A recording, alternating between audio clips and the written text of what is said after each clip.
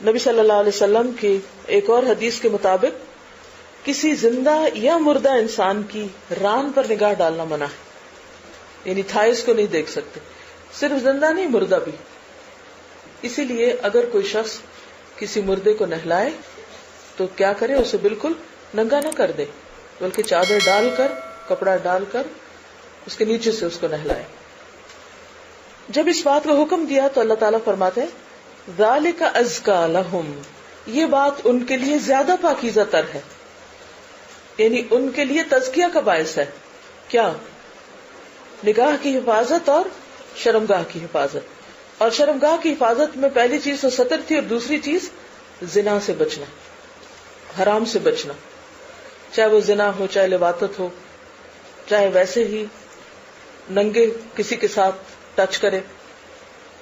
نبی صلی اللہ علیہ وسلم نے فرمایا تھا کہ جو شخص مجھے 2 باتوں کی ضمانت دے میں اسے جنت کی ضمانت دیتا ہوں. اور وہ کیا ہے؟ دونوں جبڑوں کے درمیان کی چیز، یہ ہے نا جبڑے، جوز، ان کے بیچ کی چیز زبان، اور 2 ٹانگوں کے درمیان کی چیز یعنی شرمگاہ. تو جو شخص ان 2 چیزوں کی حفاظت کرتا ہے، نبی صلی اللہ علیہ وسلم نے فرمایا کہ میں اس کو گارنٹی دیتا ہوں کہ وہ جنت میں جائے گا. تو قل للمؤمنین یغضوا من ابصارہم ویحفظوا فروجہم ذالک ازکا لہم ان اللہ خبیر بما یصنعون، بے شک اللہ خوب باخبر ہے. کس سے؟ اس سے جو وہ کر رہے ہیں، جو بھی وہ کرتے ہیں، ان کے سارے اعمال سے اچھی طرح باخبر ہے. قرآن مجید میں آتا ہے یعلم خائنۃ الاعین وما تخفی الصدور، اللہ نگاہوں کی خیانت بھی جانتا ہے اور جو سینے چھپا کے رکھتے ہیں، یعنی دلوں کے خیالات.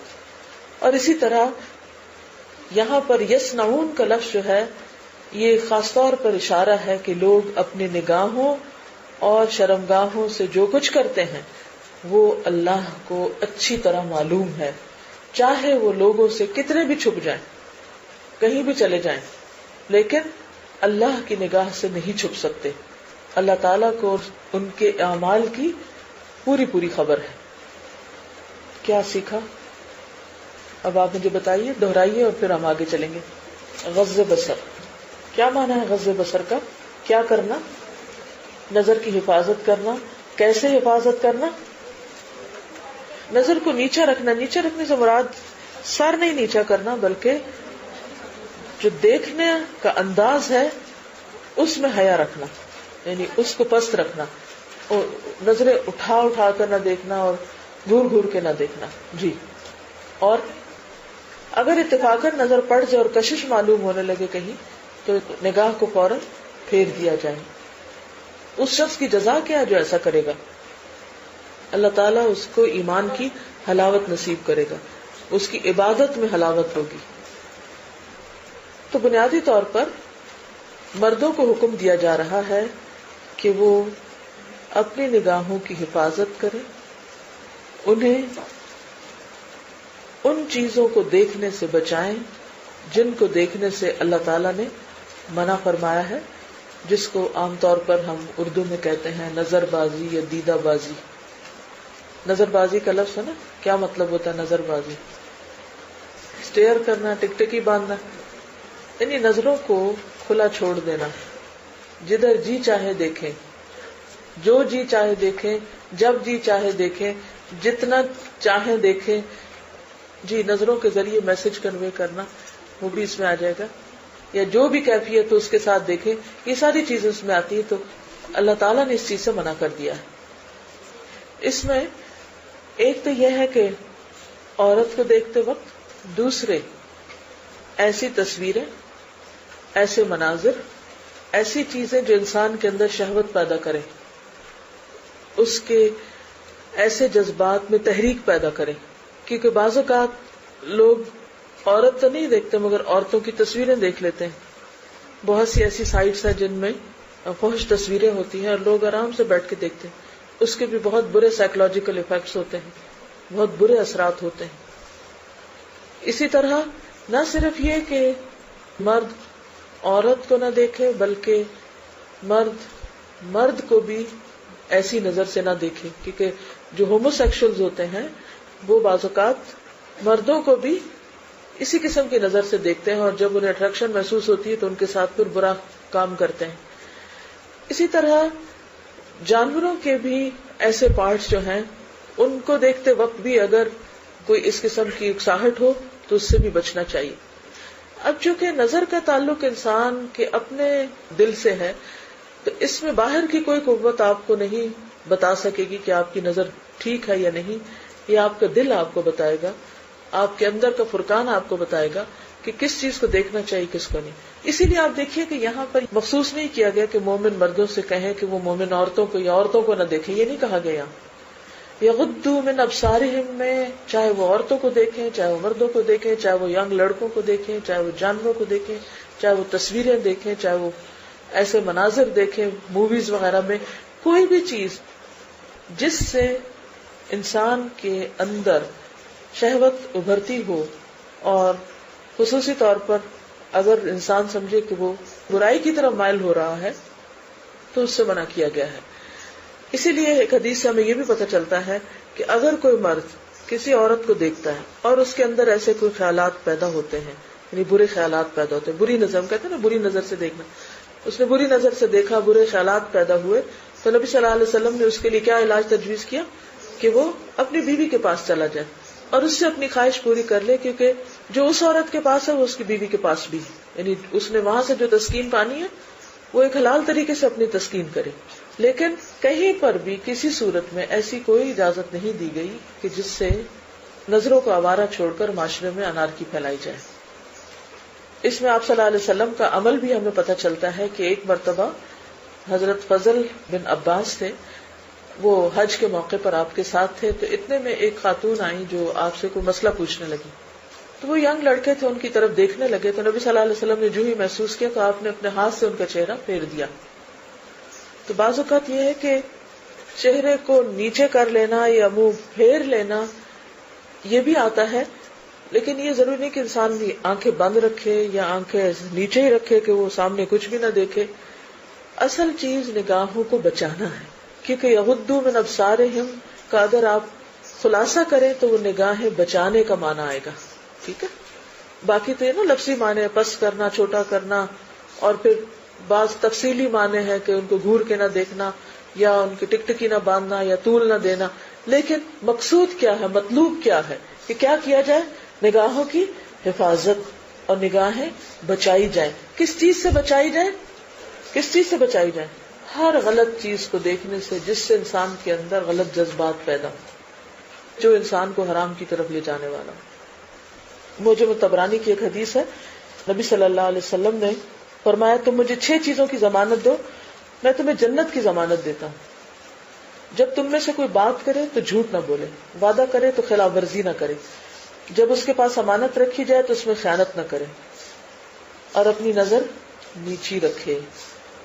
یعنی اپنی نظر نیچی رکھو، اپنی شرمگاہوں کی حفاظت کرو، اپنے ہاتھوں کو روکے رکھو. یہ 6 چیزیں ہیں جن کی اگر کوئی حفاظت کرتا ہے تو اس کے لیے جنت بھی محفوظ ہو جاتی. وَيَحْفَظُوا فُرُوجَهُمْ کا کیا مطلب ہے، کیا معنی ہے؟ نمبر 1، سطر کو ڈھانپ کے رکھے. اور سطر کہاں سے کہاں تک ہے؟ ناف سے گھٹنے تک، گھٹنے انکلوڈیڈ ہیں.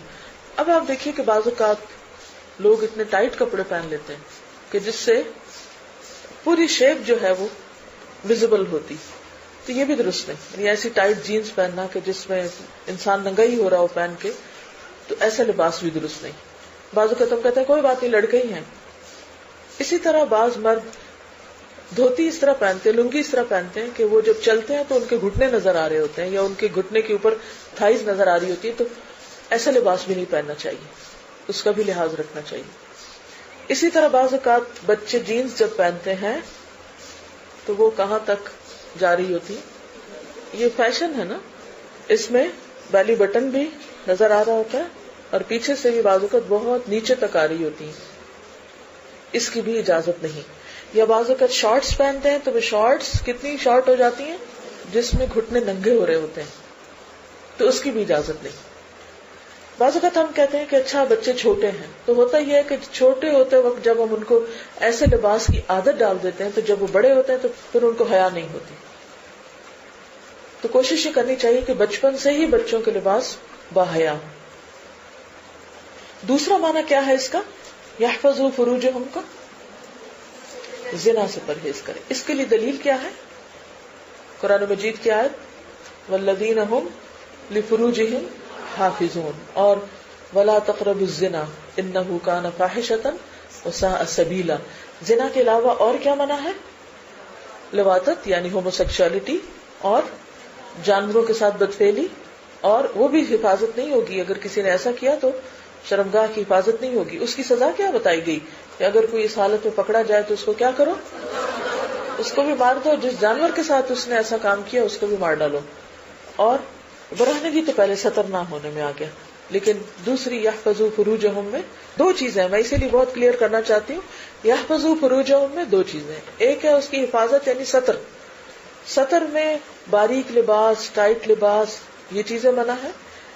اور کسی کے سامنے ننگا ہونا، چاہے مرد کے سامنے ہو یا عورت کے سامنے، کیونکہ بعض مرد جو ہیں بعض اوقات کو ایسے ذہنی امراض ہوتی ہیں کہ وہ صرف ننگے ہو کے باہر نکل جاتے ہیں. کہتے ہیں کہ مجنون ہے، بعض کہتے ہیں یہ سادھو ہے. اور اس کے ساتھ ایک ریلیجس کانسیپٹ بھی ڈال دیا جاتا ہے کہ یہ بڑے اللہ والے ہیں اور ان کو تو اپنی بھی ہوش نہیں. تو اس کی بھی اجازت نہیں ہے. آپ نے دیکھا ہوگا بعض اوقات بازار میں ایسے مرد گھوم پھر رہے ہوتے کو کوئی کچھ کہتا بھی نہیں، تو کہتے ہیں دیوانے ہیں. وہ تو دیوانے، آپ تو نہیں. ان کو نہیں پتا کہ انہوں نے کیا پہننا ہے، تو آپ کا فرض بنتا ہے کہ آپ ان کو پہنائیں. تو ایک تو ہے سطر ڈھانپنا، اور دوسرا ہے زنا سے پرہیز، لواطت سے پرہیز. اور اسی طرح مرد کا کسی دوسرے مرد کے ساتھ بغیر لباس کے شرمگاہ کو دوسرے سے ملانا، یہ بھی جائز نہیں ہے. ٹھیک ہے. اور ان دو چیزوں کی حفاظت ہوگی تو تزکیہ ہوگا. یہ زیادہ پاکیزہ ہے. بعض لوگ کہتے ہیں کہ تم لوگ بہت بس ظاہریت پہ جاتے ہو اور اوپر سے کپڑے پہناتے ہو اور کہتے ہو کہ تب پاکیزگی ہوگی. پاکیزگی تو دل کی پاکیزگی ہوتی ہے، اور پاکیزگی تو نظر کی پاکیزگی ہے. اللہ سبحانہ وتعالیٰ کیا فرماتے ہیں کہ اصل پاکیزگی کیا ہے؟ اندر اور باہر دونوں سے. اندر کی پاکیزگی نگاہ کی پاکیزگی ہے، اور باہر کی پاکیزگی لباس ہے، لباس کے ذریعے ہے. دل کی پاکیزگی کس میں ہے؟ لکھیے اس جملے کو. دل کی پاکیزگی نگاہوں کے بچانے میں ہے، اور جسم کی پاکیزگی باستر ہونے میں ہے. پھر فرمایا ان اللہ خبیر بما یصنعون، بے شک اللہ خوب خبر رکھتا ہے. خبیر کس وزن پر ہے؟ مبالغہ کا صیغہ ہے نا، یعنی بہت اچھی طرح خبر رکھتا ہے جو بھی لوگ کرتے رہتے ہیں. کیونکہ بہت سے لوگ جب انہیں پتا ہوتا ہے کہ کوئی دیکھے گا تو وہ کیا کرتے ہیں؟ چھپ کے یہ کام کرتے ہیں، یا تاک جھانک کرتے ہیں، یا ایسی جگہوں سے دیکھتے ہیں کہ کسی کو پتا نہ چلے. مثلا اگر کوئی لڑکی کسی کے گھر میں گئی ہے تو اب بظاہر تو کوئی آدمی وہاں نہیں ہے، وہ کسی جس کمرے میں بیٹھی ہے وہاں سے کوئی چھپ کے اس کو دیکھ رہا ہے، یا وائس ورسا. تو یہ چیزیں بھی ٹھیک نہیں. اسی لیے ہم دیکھتے ہیں کہ اس سے پہلے کیا کہا گیا کہ کسی کے گھر میں اچانک داخل بھی نہ ہو. تو وہ بھی دراصل کس چیز کی روک تھام تھی؟ آپ صلی اللہ علیہ وسلم فرمانے کہ اگر تمہارے گھر کو جھانک رہا اور تم اس کی آنکھ پھوڑ دو تو تم قصوروار نہیں ہوگی، تمہاری پکڑ نہیں ہوگی. بنیادی طور پر روک تھام ہے کس چیز کی؟ زنا کی، جس کی بہت شروع میں بات ہوئی. اگر آپ اس کو یعنی کہ زنا کا جو لفظ ہے نا، اس کو اگر آپ سینٹرل پوائنٹ کہیں تو باقی جتنی بھی آیات ہیں وہ اس کے تابع آئیں گی، وہ اس کے اندر آتی. یہ آیت بھی سد ذرائع میں سے ہے. سد ذرائع کا لفظ سنا آپ نے کہ دروازے بند کر دو، وہ راستے بند کر دو جہاں سے شر آتا ہو، جہاں سے خرابی آتی. اریاں ہونے سے خرابی آتی ہے، نگاہوں کے غلط استعمال کرنے سے خرابی آتی. انشاءاللہ بھی عورتوں کے احکامات آئیں گے نا، تو آخر میں اس کو کنکلوڈ کروں گی کہ ایکسیپشنل صورتیں کیا ہیں. ٹھیک ہے. کوئی بھی ایسی کھیلیں یا ریسلنگ یا کچھ بھی کہ جس میں گھٹنے اور اس سے اوپر کی جگہ نظر آ رہی ہو، چاہے انسان خود سامنے ہو یا تصویر ہو، ایسی چیز کوئی بھی ایسا سین سامنے آ جائے تو اس میں انسان اپنی نگاہ پھیر لے.